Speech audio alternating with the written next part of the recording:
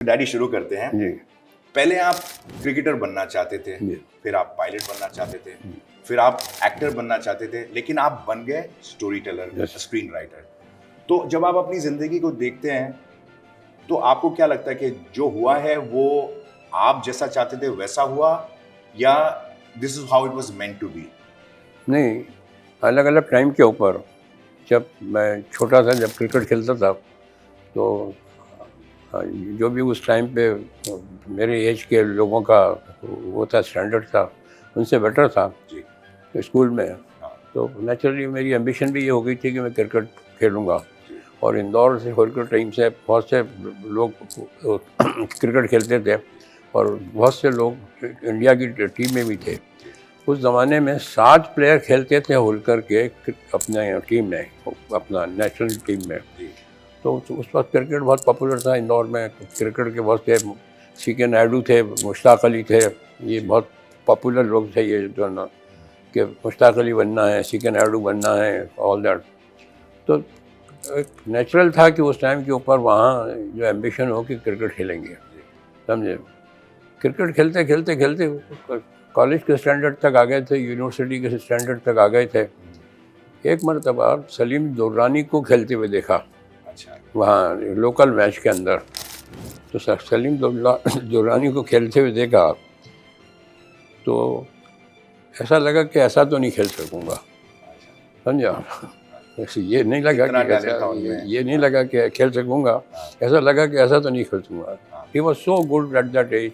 वो तो उसको बाद में लिया है, काफ़ी दिनों बाद उसमें आया है, मगर ड्यूरिंग दैट पीरियड उसका जो वो था, स्टैंडर्ड था, और उसका जो फॉर्म था वो कमाली था। आई मीन इधर टेबल टेनिस की तरह खेलता, इधर एक मार दिया, उधर से किसी ने का छक्का मार दिया, ऑल दैट। तो ऐसा लगा था ये क्रिकेट नहीं, दिस इज समथिंग एल्स।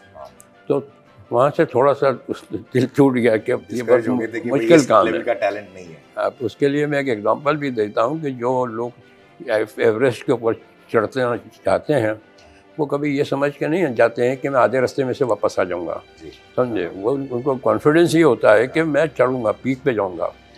मगर अगर शुरू से अगर किसी आदमी को ये हो कि मैं ये कर ही नहीं सकूँगा, तो जाने का मतलब ही नहीं है।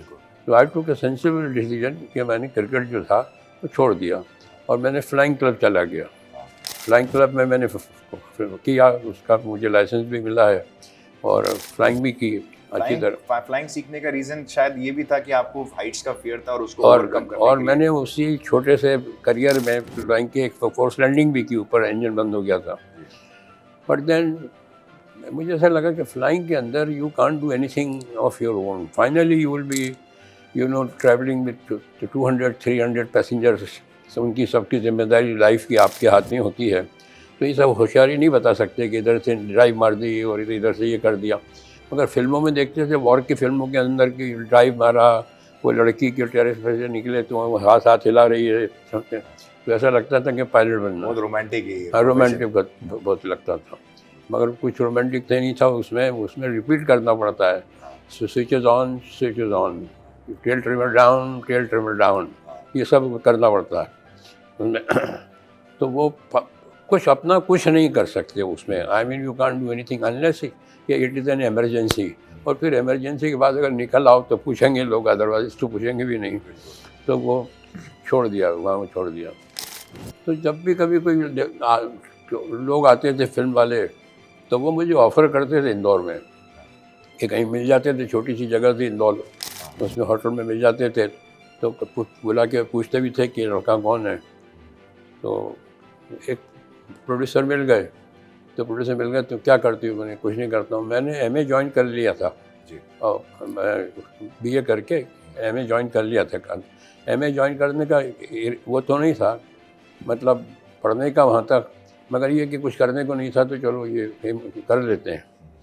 बाकी फिर उन्होंने मुझे कहा कि अगर तुम बम्बई आ जाओ तो मैं तुम्हें एक्टर बना लूँगा।